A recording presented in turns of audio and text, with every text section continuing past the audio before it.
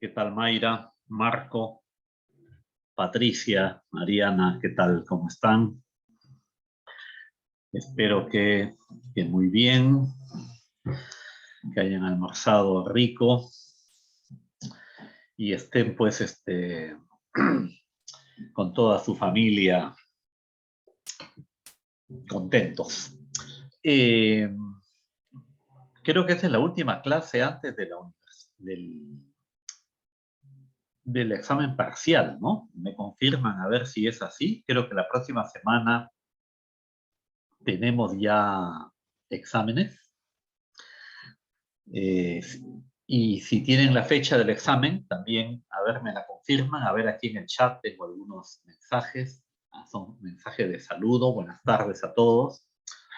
Pero ya les digo, me parece, me confirman, por favor, que la próxima semana tenemos examen. Aquí justamente Robles Trejo nos dice, sí, que el lunes. O sea, el lunes próximo, el lunes que vendría a ser, creo, 16 de mayo, tenemos el examen, ¿no? Bueno, entonces, siendo así, esta es la última clase antes del examen. Entonces, el examen va a tomar hasta donde lleguemos en la clase de hoy. También entran las lecturas de las prácticas en el examen. Entonces, denle una repasadita pues a las lecturas. Bueno, vamos a hablar en esta sesión de las reformas económicas y fiscales que hicieron los Borbones y que tendrán mucho que ver con la independencia. Y además se prolongaron más allá de la independencia, porque después de que ello ocurrió, los primeros gobiernos republicanos mantuvieron en buena medida esas reformas, mantuvieron esas instituciones. Entonces, vamos a compartir pantalla y llamar el PPT de esta sesión, que es el mismo del día lunes, pero actualizado para la sesión de hoy. Aquí tenemos recuperación económica bajo los Borbones.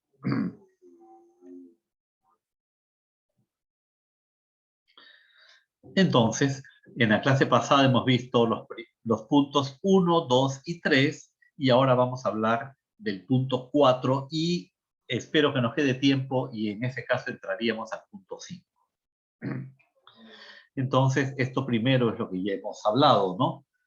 El crecimiento demográfico, el aumento de la producción minera, el crecimiento de la recaudación tributaria, el aumento del comercio, datos demográficos, la distribución de la población, cambios que hubo en la minería, una nueva geografía, una nueva composición de los productos, porque ya no era solamente plata y azogue, sino que ahora entró también el oro como un producto relativamente importante. Y también cambios tecnológicos como la introducción de la pólvora.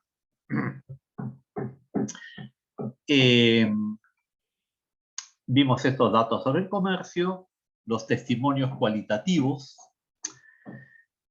la estadística del Producto Bruto Interno de Bruno Seminario, en el que se nota claramente, aquí está el año 1700 y aquí está el año 1800, ¿no? Entonces se nota claramente la subida que sobre todo ocurre después de digamos, a partir de la década de 1740, ¿no? Aquí está el año 1750 y tantos, como a partir de la década de 1750 la subida que ya había ocurrido, ¿no? Si comparan este punto con este punto, acá hay una subida, pero continúa de forma más vigorosa, podríamos decir, hasta llegar más o menos al año 1807, 9, y ahí es que se estanca y eventualmente ocurre una recesión. Bueno, los factores de esta recuperación los hemos comenzado a revisar. El tirón de Europa, el crecimiento de la economía europea que aumentó sus compras al resto del mundo y sobre todo a las colonias americanas, el poblamiento de lo que he llamado la periferia sudamericana, ¿no? Que vendría a significar Chile, Argentina, Venezuela, lo que hoy son esos países. Dijimos también que hubo reformas administrativas, como la creación de nuevos virreinatos, audiencias, la nueva política de gobierno de los Borbones, que puso el énfasis en la parte económica. Antiguamente, digamos que los virreyes parece que gobernaban más con objetivos religiosos, ¿no? Por ejemplo, aumentar la evangelización, más que aumentar el número de alfabetos o reducir el número de pobres, lo que querían era reducir el número de herejes.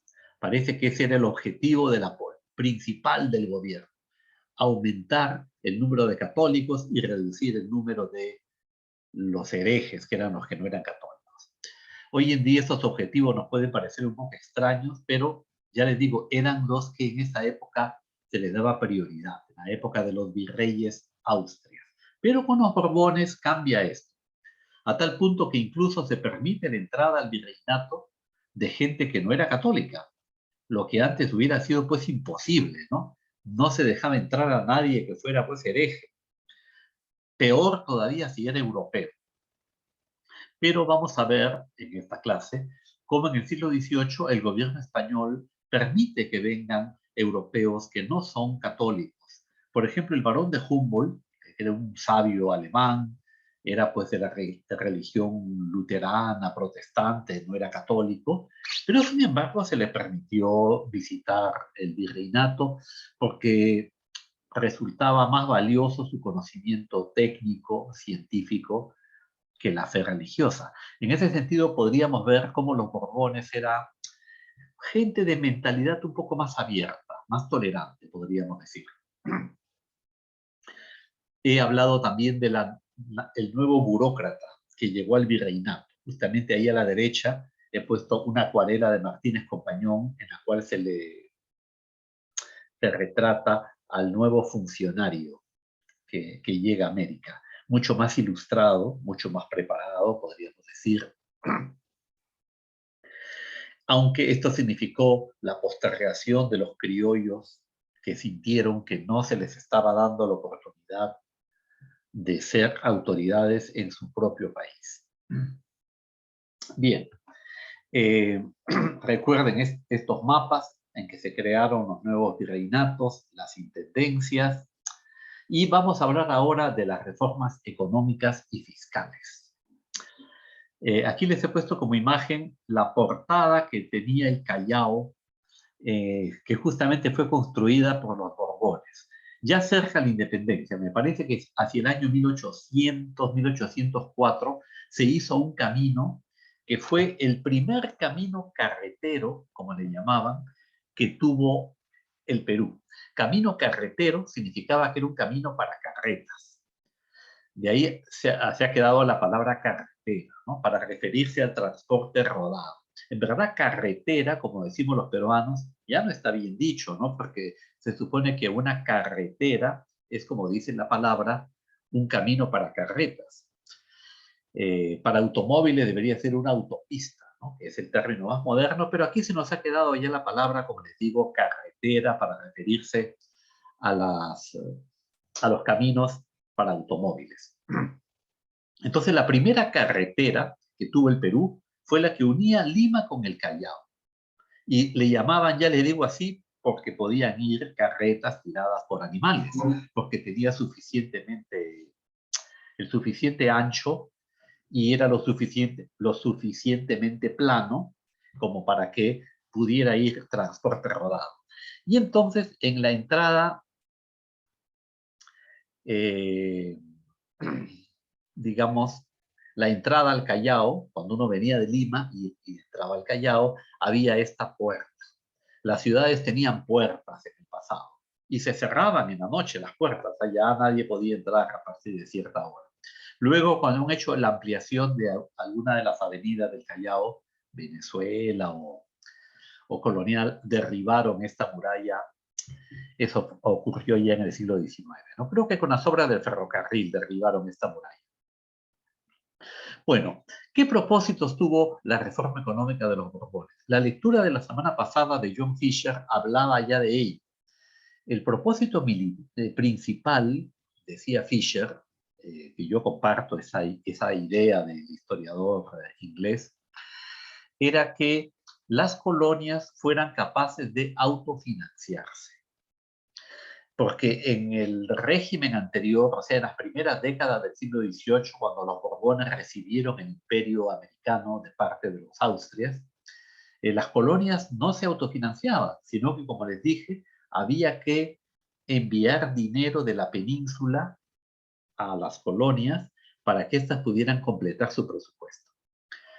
Desde luego que para el gobierno español esa era pues una tragedia, ¿no? Porque ellos decían, entonces para eso mejor no tenemos colonias. Entonces el primer deber, el primer objetivo de las colonias era no ser una fuente de gasto para la metrópolis, sino incluso si se podía, lo contrario, ser una fuente de ingreso para la metrópolis. Pero el objetivo mínimo era que se autofinancie. Y esto se había vuelto más imperioso porque en el siglo XVIII varias potencias europeas se pusieron a formar imperios coloniales. O sea, ya no era solamente España e Inglaterra, sino que Holanda, Francia, incluso otros países más nuevos, podríamos decir, como Rusia, por ejemplo, Dinamarca, querían tener imperios coloniales.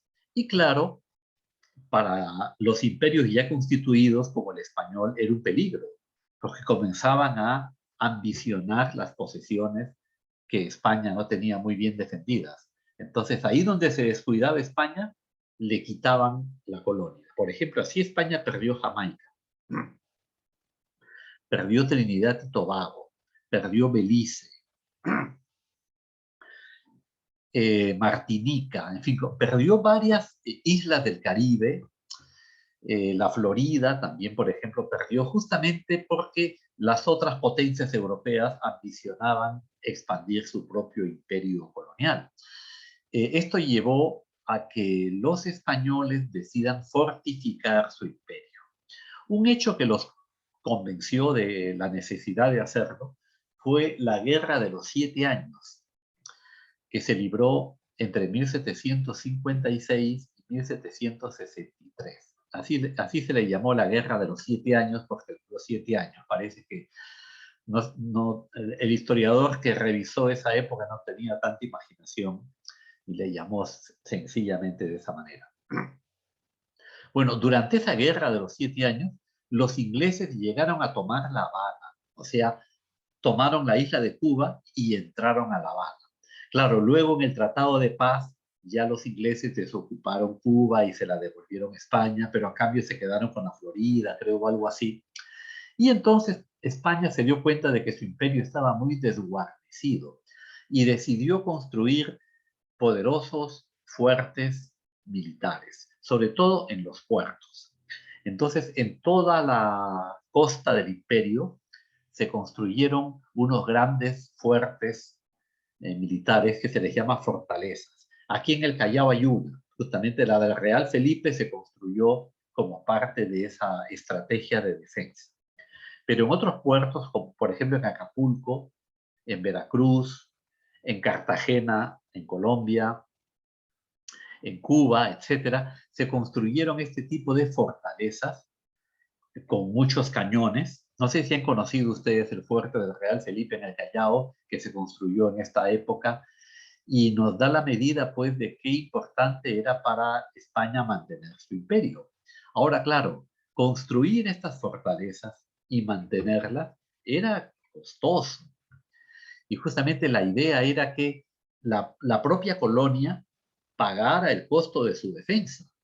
No que se financiara pues desde España, sino iba a ser una tragedia para España estar construyendo esos fuertes en toda América, sino que la propia colonia fuera capaz de financiar su defensa. Había que mantener también una guarnición armada permanente, o sea, tener soldados permanentes. Y mantener un ejército permanente también es costoso, sobre todo para una economía precaria como era en esta época. Entonces, el autofinanciamiento militar, como le he llamado acá en la parte superior de la diapositiva, pasó a ser como el objetivo prioritario, yo les diría, de las reformas económicas de los Borbones. Secundariamente, también la idea era que las colonias americanas pudieran ser un mercado para la producción peninsular y a la vez la fuente de materias primas. Generalmente a este objetivo, que estoy llamando aquí como complementario, los historiadores americanos le han dado la prioridad. Han considerado que ese fue el objetivo más importante de las reformas borbónicas. John Fisher, en la lectura que ustedes hicieron, invierte la prioridad. Y yo, como les digo, sigo un poco a Fisher en ello. Estoy de acuerdo con esa tesis, ¿no? De que el objetivo prioritario era que las colonias pudieran sostenerse y sobre todo pagar su defensa ellas solas. Pero si además de esto podían servir de mercado para la producción peninsular, a mejor. O sea, los españoles no le hacían feo a ese segundo objetivo. Si eso se conseguía, mejor todavía. Si además las colonias podían proveer de materias primas a España, pues magnífico. Mejor aún más, ¿no? Y hasta cierto punto podríamos decir que hacia 1780 más o menos se había conseguido el objetivo prioritario, el del autofinanciamiento militar. Y a partir de entonces comenzaron a apretar la mano en el objetivo que estoy llamando aquí complementario, de que las colonias americanas sirvan de mercado a la producción peninsular y la provean a su vez de materias primas, que por ejemplo España pudiera reexportar al resto de Europa. O sea, la plata peruana que llegaba a España no se quedaba en España. De España se iba a Inglaterra, se iba hasta la China. Y otros productos igual, ¿no? El cacao, por ejemplo, la cascarilla, igual, se reexportaban de España a otros productos. Bueno, ¿cuáles fueron las reformas económicas que los Borbones acometen? Aquí he puesto tres que yo creo que sintetizan lo que fue lo principal. Primero, la liberación del comercio, que hay que entender como una liberación parcial, no es que se liberase, digamos, totalmente. Por lo general nos enseñan a los peruanos que en la época de la colonia el comercio era monopólico, estaba monopolizado por España, solamente podíamos hacer comercio con España, y incluso dentro del comercio con España estaba monopolizado por ciertos gremios o compañías, como por ejemplo la Casa de Contratación de Sevilla. Bueno, eso es cierto hasta mediados del siglo XVIII, pero desde ese momento el comercio comienza a liberalizarse, en parte porque las otras naciones europeas obligan a España a hacer comercio con ellas. Como les digo, en esas guerras que España libró contra los países europeos, por ejemplo, hay una primera guerra contra Inglaterra que es conocida como la Guerra de la Oreja de Jenkins. No sé si han escuchado hablar de esta guerra. Recibe este nombre curioso de la Oreja de Jenkins porque ocurrió que digamos, un barco militar español que estaba haciendo ahí como una especie de patrullaje por el mar Caribe, capturó a un barco inglés que estaba haciendo comercio de contrabando. Y al comandante de ese barco inglés lo amarró al palo mayor del barco. A ese comandante se apellidaba Jenkins. Y ya estando ahí amarrado, vino el capitán del barco español y con una gran espada le cortó una oreja al comandante inglés. Y le dijo que eso iba a hacer con su rey si es que se atrevía a volver a venir a contrabandear al imperio. Bueno, el comandante, una vez que lo soltaron, guardó la oreja y ya de regreso a Inglaterra se presentó en el Parlamento inglés contando pues el momento que había vivido, ¿no? Y parece que el momento más dramático de su exposición fue cuando abrió una caja y mostró la oreja que le había sido arrancada. Entonces todos los parlamentarios británicos, bueno, digamos, profirieron en exclamaciones, alaridos, diciendo qué salvajes esos españoles, tenemos que vengar esto, tenemos que desquitarnos. Y así comenzó la guerra, que por eso se le llamó de la oreja de Jenkins. Luego vino la guerra de los 7 años, y luego vinieron más guerras. Y en todas estas guerras, bueno, no en todas, pero en casi todas, a España le iba mal. Y entonces en el tratado de paz que se firmaba, le obligaban a hacer comercio, a que permita la llegada de barcos, por ejemplo, franceses o ingleses. España trataba de minimizar el daño, ¿no? Entonces, por ejemplo, se llegaba a una especie de acuerdo de que tenían que permitir la llegada de un barco al año, por ejemplo, inglés o francés. Y a partir de ahí, entonces, aprovechando que ya se había metido el pie tras la puerta, comenzó a haber comercio inglés y francés, que ahora era más difícil de perseguir, ¿no? Porque antes tú encontrabas un producto inglés y decías, esto es contrabando, porque productos ingleses están prohibidos. Pero ahora ya no lo podían decomisar las autoridades, porque el comerciante decía, no, es que viene del navío de permiso, o sea, ese navío autorizado. Entonces ya no se podía controlar la llegada de ese tipo de comercio. La otra modificación importante fue el cambio de la ruta. Aquí lo he puesto, ¿no? Antiguamente la ruta para el comercio del Perú con Europa era a través de Panamá. Había que viajar a Panamá, en Panamá desembarcar, cruzar el estrecho y tomar otro barco en la otra costa del Atlántico. Esto era engorroso, costoso. Pero a partir de 1740, justamente a raíz de, creo que de la guerra de la oreja de Jenkins, precisamente, para evitar el bloqueo británico, los barcos españoles comenzaron a hacer la ruta por el Cabo de Hornos, o sea, por el sur de Chile, por el sur de Sudamérica. Por ahí cruzaban del Atlántico al Pacífico y de regreso igualito, del Pacífico al Atlántico. Antiguamente los barcos, las carabelas, no podían hacer esa ruta porque era un mar muy tormentoso, lleno de peligros, que incluso se congelaba en el invierno, pero como los barcos ya eran mejores, las técnicas de navegación eran superiores hacia 1740, esta ruta del Cabo de Hornos, que inicialmente se utilizó, ya les digo, de emergencia, mientras duraba la guerra, ya se quedó para siempre. Ya dijeron que era más práctica, porque no había que hacer el transbordo que había que hacer en el caso de Panamá.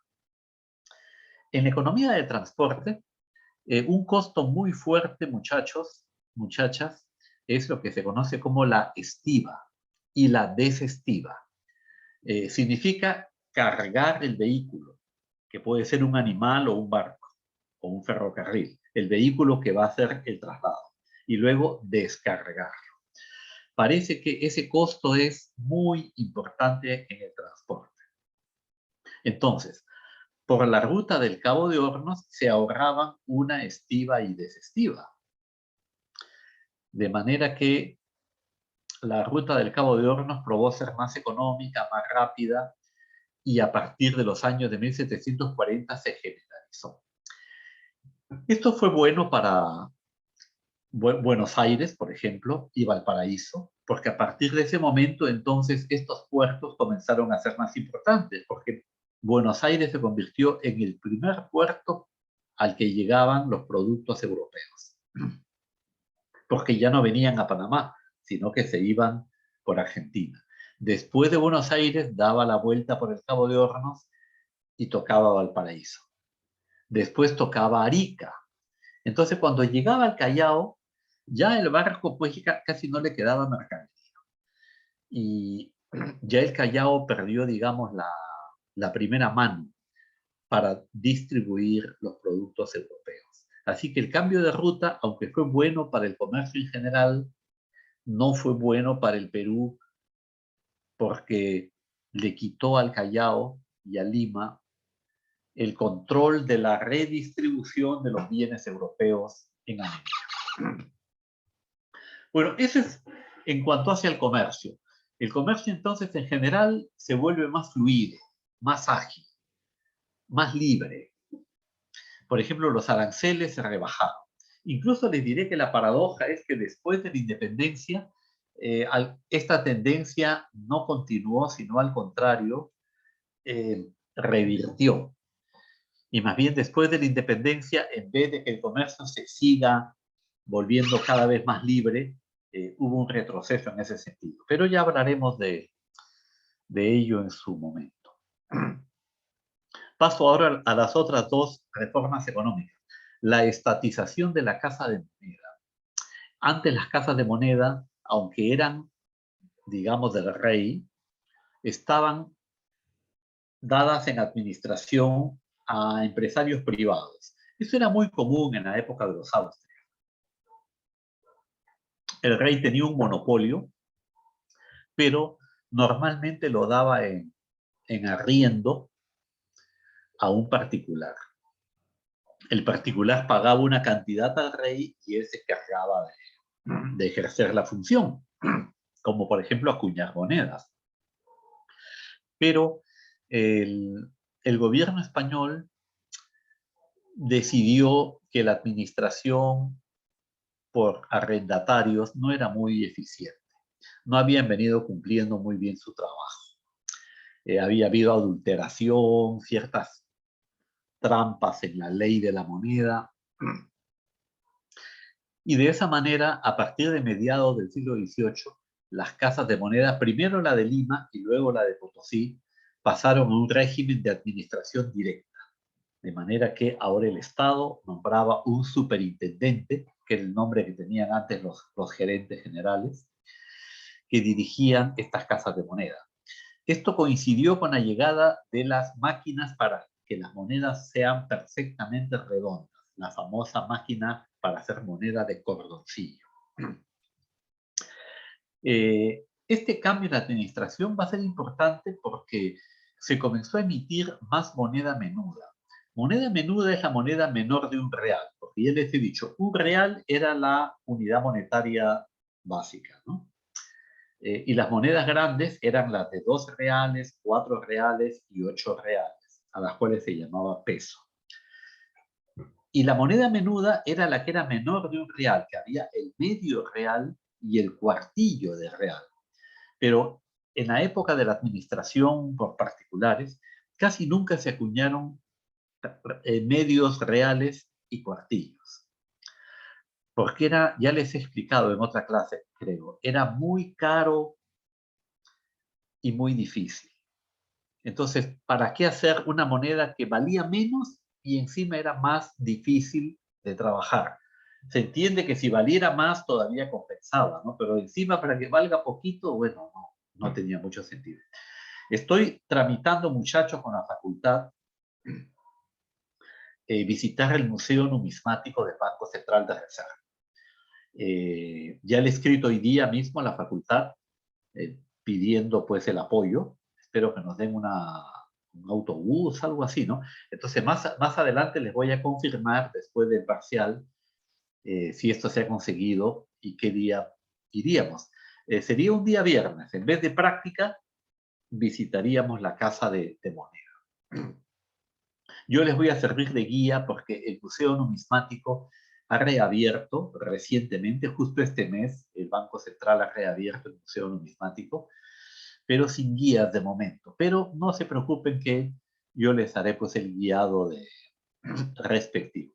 Espero, como les digo, que la facultad apruebe esta visita. Pero bueno, la mayor emisión de moneda menuda, de medios y cuartillos, permitió que la economía, sobre todo la economía de la gente de abajo, de los campesinos, se monetice.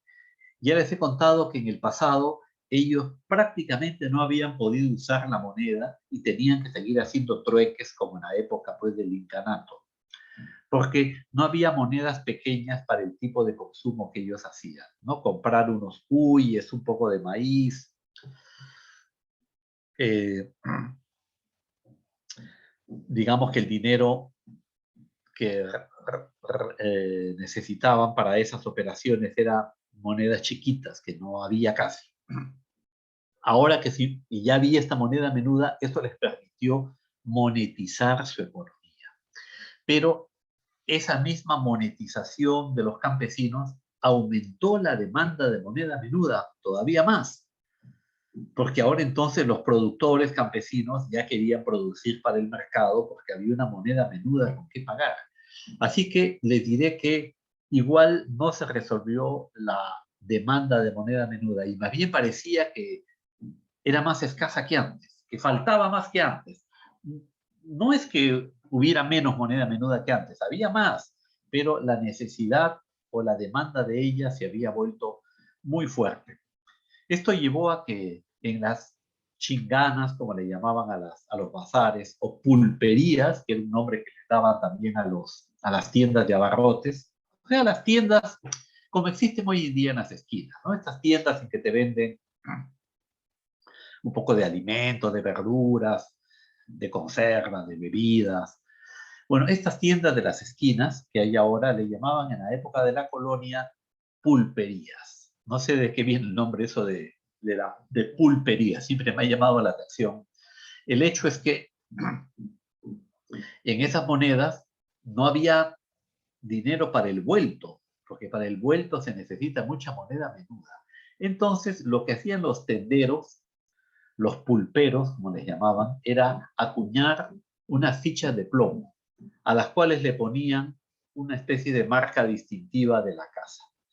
Y entonces, con estas fichas de plomo, uno podía volver a comprar en la tienda, pero el problema es que solo valían en esa tienda, lo cual, claro, hacía que uno no tuviera toda la libertad como consumidor que le correspondía, porque si tenías que comprar otra cosa más, tenías que ir a la tienda donde te habían dado esa ficha de plomo. Bueno, una tercera reforma económica fue la del gobierno de la minería. En 1786 se dictaron nuevas ordenanzas para la minería, que modernizaron un poco el sector. Por ejemplo, las labores mineras que antiguamente se daba a cada empresario minero una pertenencia, así le llamaban. Y la pertenencia medía 80 varas de largo por 60 varas de ancho. Era como un rectángulo de 80 varas por 60 varas. Cada vara mide 84 centímetros. Ojo. Entonces, 80 varas, ustedes tienen que sacar la cuenta más o menos cuánto es, ¿no? Es como 70 metros, creo que no llega a 70 metros de largo y algo menos de ancho. Estas dimensiones fueron ampliadas a un rectángulo de 200 varas por 100 varas, o sea, mucho más grande. Ahora la pertenencia medía 200 varas por 100 varas. Y uno podía tener hasta 5 denuncios en un mismo asiento minero. Ese era el tope. Esto para evitar el acaparamiento de las labores mineras. Bueno, las nuevas ordenanzas tenían muchas otras disposiciones. Por ejemplo, también era importante que ya se levantó la restricción de que para ser empresario minero había que ser cristiano viejo, lo que había hecho que los indígenas en general no pudieran dedicarse a la minería como empresarios, solo como mano de obra. Pero las nuevas ordenanzas ya no pusieron esta restricción. Cualquier persona entonces que reciba la autorización, la concesión, podía dedicarse a la minería, indígenas, mestizos, mujeres, por ejemplo, ¿no? Otra de las novedades que trajeron las nuevas ordenanzas fue la creación del Real Tribunal de Minería, que aquí le he llamado por las siglas RTM. El Real Tribunal de Minería vendría a ser lo que hoy es digamos, la Sociedad Nacional de Minería y Petróleo, se llama ahora, ¿no? Vendría a ser como lo mismo. pero era más importante todavía porque el gobierno le delegaba ciertas funciones de gobierno. En la época del virreinato era común esto. Hoy día nos puede parecer un poco extraño que el gobierno delegaba en los empresarios de un sector la administración de dicho sector. Entonces, los propios empresarios mineros como que se autorregulaban. Por ejemplo, si había litigios entre ellos, entre un empresario minero con otro, por ejemplo, que uno acusaba al otro de que había provocado el derrumbe de sus labores porque había trabajado mal en la labor contigua. Entonces, este pleito se trasladaba al Tribunal de Minería. Precisamente por eso le llamaban tribunal, porque era como una corte. Y esa corte dictaminaría qué minero tenía la razón. El Real Tribunal de Minería recibió un aporte que todos los empresarios mineros tenían que pagar cuando registraban su producción. Registraban su producción de plata y tenían que pagar un impuesto, que originalmente era el 20%. Bueno, de ese 20%, un punto, por ejemplo, se iba para el Tribunal de Minería. Este modelo, les diré, también se trasladó a otras áreas, por ejemplo, al comercio. Bueno, esas son reformas económicas interesantes. Aquí veo que tengo en el chat, a ver, unos comentarios. Tello Acurio dice, creo que tuvieron que reacondicionar los barcos, ya que las corrientes en el sur eran muy peligrosas para la navegación y por eso ese motivo no se usaba la ruta del Cabo de Oro. Ciertamente, Tello, era peligrosa para la navegación, pero los capitanes aprendieron. Creo que los timones eran ahora mejores. Y entonces, con la mejora del timón, es que se pudo hacer esa ruta. Voy a ver si tengo más comentarios. Acá hay otro comentario, uno de Linares, que dice, ¿las reformas borbónicas no tuvieron también el objetivo de la defensa militar? Claro, claro que sí, Linares, ¿no? Y en la parte económica también. Y justamente lo que he dicho es que en la parte económica la idea era que la economía se viera robustecida a tal punto que pudiera solventar la defensa militar. Luego, esa guerra fue un factor para que se imponga la ruta del Cabo de Oro. Claro, la guerra de la oreja de Jenkins, efectivamente.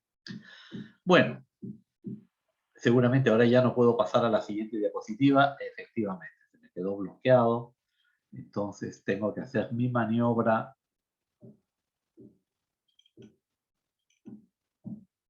de cerrar y volver. A ver, Patricia, ¿cuál es tu pregunta? Sí, profesor, buenas tardes. Yo Buenas tengo tardes. acerca de cómo afectó, bueno, la liberación del comercio a, bueno, a la producción o sea, no, a lo recibido por el puerto del Callao, debido a que en la lectura detallan de que, bueno, hay un mito de que esta liberalización, en el cual se cambió la ruta tradicional por la de Cabo de Hornos, afectó, como usted dijo, la entrada de importaciones hacia el Callao y para que de allí se redistribuyen. Pero cuando indagamos sobre los datos, se muestra de que en sí no le afectó y más bien como que se mantuvo, creo, y más bien el puerto de Buenos Aires y los demás como que tuvieron menos que el Callao. Entonces quisiera saber si, cómo se dio ese proceso para que el puerto del Callao mantenga su producción a pesar de que se había cambiado la ruta. Bien. Sí, eso dice John Fisher, Patricia, ¿no? Yo creo que tiene razón en parte, porque él lo que hace es comparar cuánta mercadería europea recibía el Callao, por ejemplo, en 1730, y cuánta recibe en 1780. O sea, antes del cambio de la ruta y después del cambio de la ruta. Y la conclusión a la que llega es que el comercio ha aumentado. O sea que el Callao está recibiendo más productos europeos en 1780 que 50 años atrás. Pero ¿significa eso que la nueva ruta no lo perjudicó? Yo creo que no necesariamente, porque lo que podría haber ocurrido es que el comercio del Callao podría haber crecido mucho más de lo que creció si es que se hubiera mantenido la vieja ruta. Pero es cierto que la vieja ruta ya no era eficiente, ¿no? Que para el Perú, digamos, no podía ser egoísta, no podía decir porque a mí me perjudica y yo quiero que se mantenga la vieja ruta, la que no es eficiente. Bueno, no hubiera sido una conducta, digamos, responsable o que los demás hubieran tolerado. Pero yo creo que el Callao sí se perjudica. En eso no estoy de acuerdo con Fischer, por lo menos no del todo, ¿no? Pero a su vez era imposible ya mantener un régimen monopólico. O sea, el monopolio había beneficiado a Lima, pero ya no se podía mantener el monopolio. Y lo que Fischer demuestra, y también otros autores, es que los comerciantes de Lima lograron mantener su hegemonía, y la pregunta que tú me haces, Patricia, creo que va por ahí, debido a que tenían el poder económico para contrarrestar el cambio de ruta. Los comerciantes del Callao tenían los barcos, por ejemplo, y tenían el capital, y tenían los contactos. Entonces, eso hacía que el comercio europeo todavía en gran parte llegara hasta Lima, para desde Lima redistribuir. Pero por otro lado, sí se planteó, por ejemplo, una competencia entre Lima y Buenos Aires para ver quién abastecía a Potosí. Y yo creo que ahí fue claro que Buenos Aires fue ganando la competencia, ¿no? Porque desde Buenos Aires la mercadería europea llegaba antes a Potosí que desde Lima. Incluso hasta el Cusco llegaba mercadería de Buenos Aires a veces.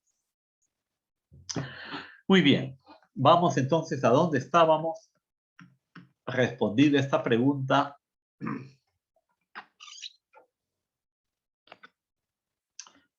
Justamente, muchachos, aquí he puesto unos mapitas. En el mapa de la izquierda está la ruta antigua, en que se venía de Sevilla hasta Panamá. En Panamá se cruzaba, como les digo, del puerto de Panamá al puerto de Portobelo, y de ahí se venía al Callao. Y luego a Valparaíso, etc. Por la nueva ruta, que es la que está en verde, es la ruta del Cabo de Hornos. Entonces el barco ya no va a Panamá, sino que antes paraba en Cartagena de Indias, ven ustedes, ¿no? Y después iba a Panamá. Sino que el barco directo viene a Buenos Aires y luego cruza el Cabo de Hornos o el Estrecho de Magallanes para pasar al Océano Pacífico, toque en Concepción, toque en Valparaíso, toque en Arica, que en este diagrama no lo han considerado, y luego en el Callao. Aquí a la derecha he hecho un zoom sobre esta parte sur de Sudamérica. O sea, esta colita de Sudamérica, donde está Chile y Argentina, está aquí ampliada. Entonces, una es la ruta del Estrecho de Magallanes. Observen, este es el Estrecho de Magallanes, donde va la línea roja, ¿no? Este es el Estrecho de Magallanes. Y esta es la ruta del Cabo de Hornos, que va más al sur que el Estrecho de Magallanes. Justamente porque acá hay unas islas llamadas Hornos, y entonces por ahí la ruta va por un territorio muy frío, ¿no? Porque ya se imaginan, cerca de la Antártida hace mucho frío. Bueno, otra reforma económica que fue parte de la política económica fue lo que llamaríamos la promoción técnica.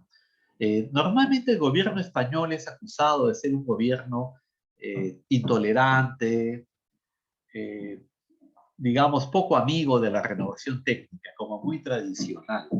Pero no es el caso de los Borbones. Les diré que los Borbones más bien promovieron la modernización técnica, estimularon la llegada de expediciones científicas. Y aquí he puesto algunas de las más importantes. La de Charles Marie Lacondamine, un francés, que vino a trazar la línea del Ecuador.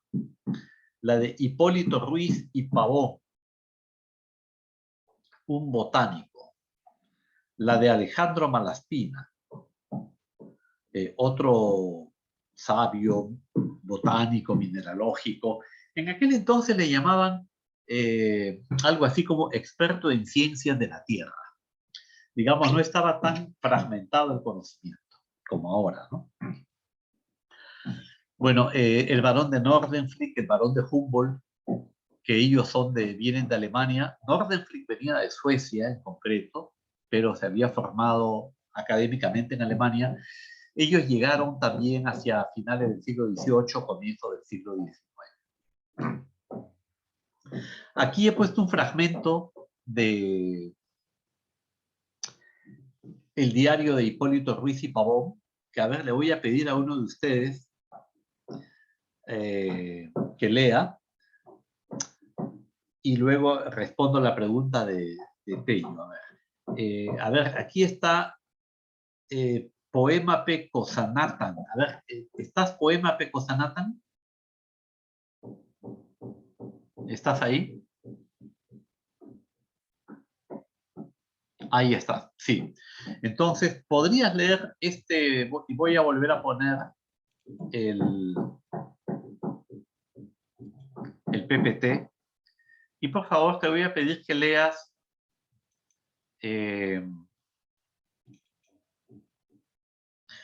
ese fragmento del diario de Hipólito Ruiz y Pavón, para que tomen una medida de cómo eran estas expediciones científicas. Ahí está. Adelante, Poema. Ok, profe, buenas tardes. Comienzo a leer. Concedida la licencia y pasaporte del virrey, dimos principio a nuestras excursiones botánicas el 4 de mayo de dicho año, 1778, por los ejidos de Lima, Chacras y pueblos de la provincia del Cercado, caminando a pie con las carteras debajo del brazo para recoger en ellas las plantas que se nos presentaban. Esta operación causó la mayor novedad en aquellos naturales no acostumbrados a andar a pie por el campo ni en tales ejercicios, por lo que se paraban en todas partes a observarnos con admiración y extrañeza singular, señalándonos con el dedo y llamándonos brujos yerbateros. Gracias, Poema.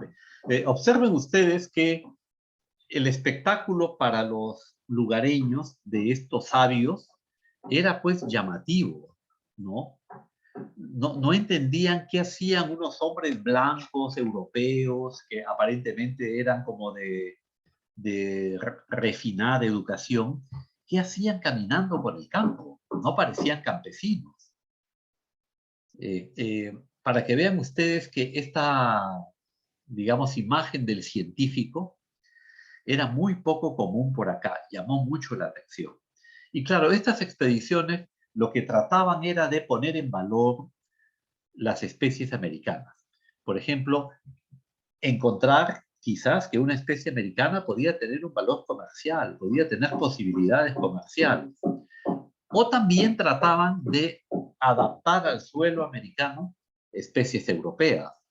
Por ejemplo, el tabaco, creo que les he hablado ya del tabaco y el café, también la propia caña de azúcar, no eran plantas originarias de Sudamérica, pero fueron traídas acá por los españoles y dieron muy bien. Entonces, esa era la intención de estas expediciones que fueron importantes para mejorar el conocimiento de los recursos naturales del Perú. Pasemos a la siguiente diapositiva.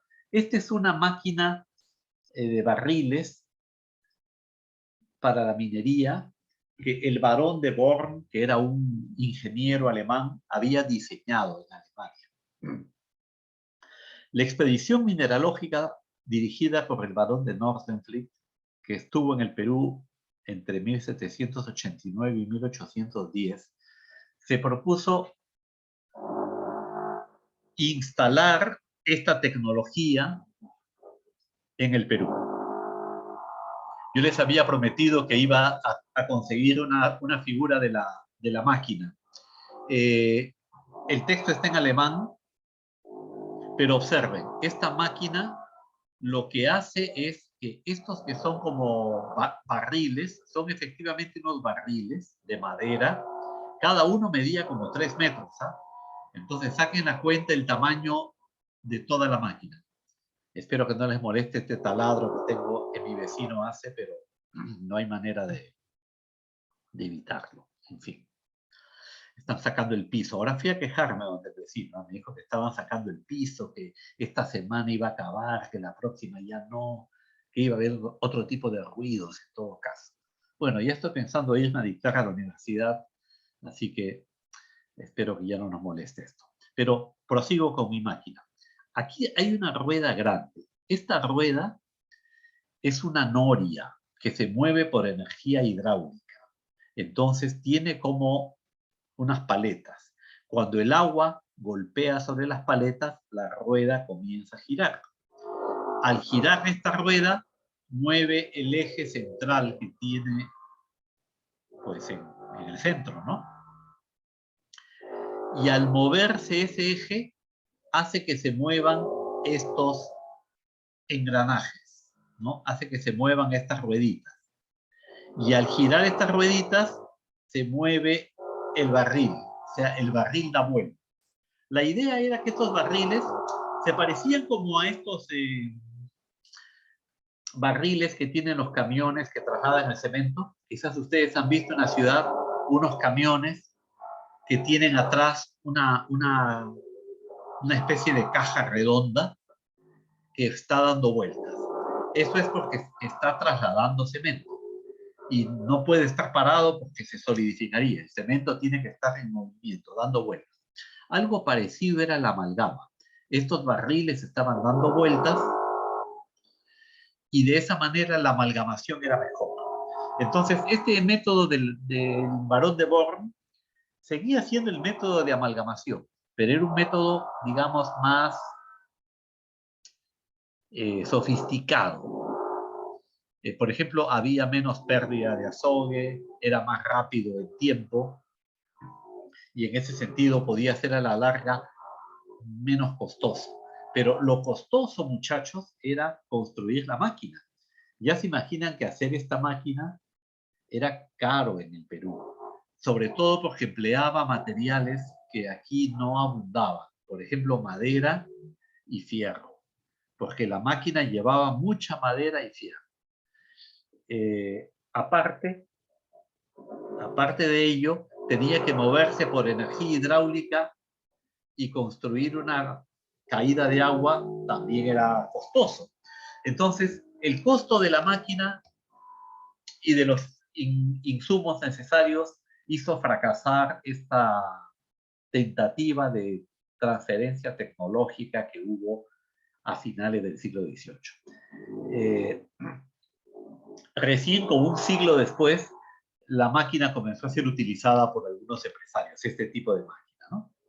Bueno, aquí pongo algunas imágenes de otros científicos que llegaron al Perú hacia finales del siglo XVIII. A la izquierda tienen el Barón de Humboldt y a la derecha tienen la ruta que siguió la expedición de Alejandro Malaspina. Observen, el viaje de Malaspina duró 5 años, ¿no?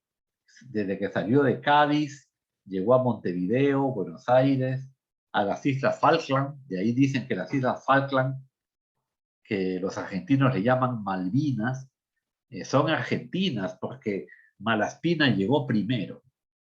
Bueno, lo que pasa es que luego los argentinos no las ocuparon y los ingleses las ocuparon y por eso se han quedado como Islas Falkland, ¿no? Bueno, llegaron a Lima, vean ustedes, Malaspina, luego a Acapulco, hicieron un viaje enorme por el mundo. Aquí tenemos a otro sabio europeo, Tadeusz von Hanke, que vino con expedición de Malaspina, pero él se quedó a vivir en Sudamérica y murió en 1817, me parece que en Cochabamba, en Bolivia. Aquí tenemos la descripción que hace del partido de Huanta. Entonces vamos a leerla para que vean ustedes el tipo de interés que tenían estas misiones. Entonces, a ver, por hacerlo rápido leo yo mismo. Dice partido de Huanta. La parte de la montaña con que linda este partido ofrece los mismos frutos que ya hemos mencionado en otras partes, como la sangre de grado, canela, aceite de María, miel de abejas que se halla en los troncos de los árboles. Tigres de piel mucho más hermosa que los de Europa, osos, jabalíes, y últimamente una cantidad crecidísima de plantas tan raras y variadas que ofrece campo vasto a las útiles indagaciones de los botánicos. Como se dan cuenta, el interés de Hanke no es solamente científico, ¿no? También es científico, ¿no? Cuando dice eso de útiles indagaciones de los botánicos. Pero también está hablando de productos que podrían tener salida en el mercado europeo, como la piel de los tigres, por ejemplo, que habría en esta zona de Huanta. Deben ser pumas, tigrillos, seguramente. Ahí pueden ver ustedes los productos que le llaman la atención, ¿no? La sangre de grado era como un producto medicinal. El aceite de María, confieso que no sé qué tipo de aceite es. Bueno, la miel de abejas, en fin, para el consumo humano. Y creo que lo vamos a dejar aquí, muchachos. La reforma fiscal ya no tenemos tiempo de verla. Vamos a ver este tema en la próxima clase. Sí, ya me he pasado por un minuto. Aquí nos dice Tello que los comerciantes de Lima se vieron afectados ya que no podían acceder a la feria de Portobelo. Claro, ya la feria de Portobelo había quedado abandonada, ¿no? Bueno, fue siendo abandonada poco a poco, ¿no? Tampoco es que de golpe desapareciera. Muy bien, entonces, muchachos, ¿alguna pregunta más? ¿Algún comentario final? No hay, entonces nos despedimos y nos vamos a ver el día del examen. Yo el día del examen voy a estar, por lo menos al comienzo, para disipar cualquier duda que vayan a tener. Repito que va a haber preguntas sobre las lecturas de las prácticas y sobre las clases. Entonces tienen que repasar un poco sus apuntes. Nos vemos. Chau, chau. Ok, profesor, hasta luego. Gracias. Hasta luego. Hasta luego, profesor. Chao.